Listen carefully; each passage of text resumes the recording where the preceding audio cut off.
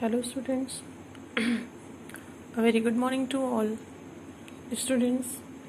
जब भी Russian revolution की बात आती है तो हमें मेन दो चीज़ें इसमें दिखती हैं, February revolution and October revolution. इन सब बातों को समझने से पहले हम ये जानेंगे कि रशिया में सोशल एंड पॉलिटिकल कंडीशन क्या थी। Now we will talk about the Russian empire in 1914। 1774 में ये हम जानते हैं कि बर्बन फैमिली का राज था। उसी तरह से 1914 में रोमन फैमिली रशिया पर राज करने लगी थी। इस टाइम रशिया पर ज़ार निकोलस सेकेंड राज करने लगे। रशिया में मॉस्को ही नहीं बल्कि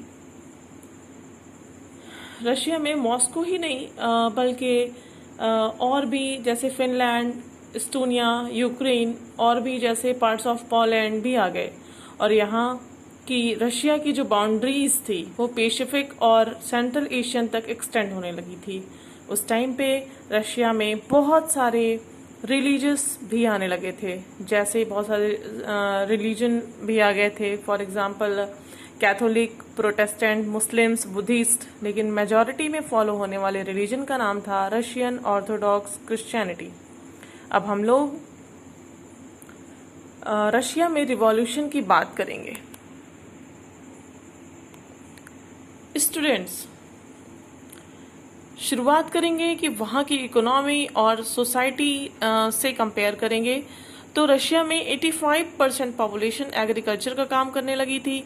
अगर हम बाकी यूरोपियन कंट्रीज़ के कंपेयर करें तो हम जर्मनी और फ्रांस में देखेंगे कि 40% to 50% पॉपुलेशन एग्रीकल्चर का काम कर रही थी।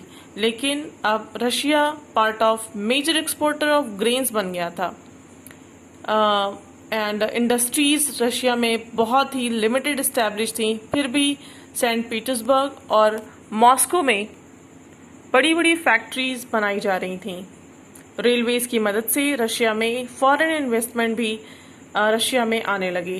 कोल, स्टील और आयरन की प्रोडक्शन बहुत ज़्यादा बढ़ गई। ज़्यादातर इंडस्ट्रीज प्राइवेटली ओन थी, लेकिन गवर्नमेंट पूरी तरह से कोशिश करती कि वर्कर्स के वर्किंग आवर को कम किया जाए और उनके वेजेस प्रोटेक्ट किए जाएं। स्टूडेंट्स, फैक्ट्री वर्कर्स की कंडीशन तो फिर भी सही थी, लेकिन जो और वर्कर्स थे उनकी हालत बहुत बुरी होने लगी थी। उनके वर्किंग आवर फैक्ट्री वर्कर के आवर के कंपैरिजन में बहुत ज़्यादा थे और उन्हें हमेशा प्रॉब्लम्स आती थी। और स्टूडेंट्स, पता है उस टाइम पे मेटल वर्कर्स खुद को सारे वर्कर्स में बहुत ही पावरफुल समझते थे और उन्होंने मिलकर एक एसोसिएशन बनाया, एक संगठन बनाया, ताकि जब भी किसी को प्रॉब्लम हो तो वो एक दूसरे की मदद कर पाएं। सभी वर्कर्स में से 31% पॉपुलेशन विमेन की थी, लेकिन विमेन को मेन के मुकाबले वेजेस बहुत ही कम दिए जाते थे। जब भी बात स्ट्राइक की आए तो वर्कर्स अपनी कैटेगरी भूलकर एक दूसरे के लिए खड़े होते थे। 1896 और 1902 में टेक्सटाइल और मेटल इंडस्ट्रीज में स्ट्राइक बहुत ज़्यादा बढ़ने लगी थी। ज़्यादातर प्रॉपर्टी मोनार्क, चर्च ऑर्थोडॉक्स के पास होने लगी। लेकिन जब बात आती है लैंड को कल्टीवेट करने की तो सारा का सारा काम पीजेंट्स ही करते थे। इसी तरह वर्कर्स की तरह पीजेंट्स ने भी खुद को कैटेगरीज में डिवाइड कर लिया। पीजेंट्स बहुत ही रिलीजियस थे, लेकिन नोबिलिटी से बहुत ज़्यादा नफरत करने लगे थे। देखिए, ये लाइन बहुत इंपॉर्टेंट है। In Russia peasants wanted the land of the nobles to be given to them. Frequently they refuse to pay rent and even murdered landlords.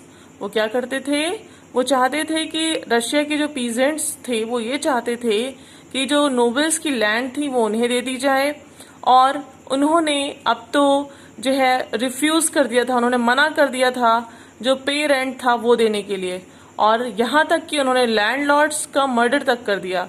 इन 1902 में this awkward on a large scale in south Russia.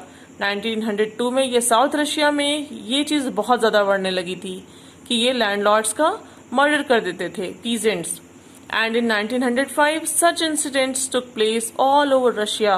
और 1905 में ऐसा incident पूरी Russia में देखने को मिला। Now next topic next video will be socialism in Russia. I hope these topics are clear. If you have any problem, any confusion, you can ask me frankly. Thank you. Have a nice day. And please like, share and subscribe my channel. Thank you. Have a nice day.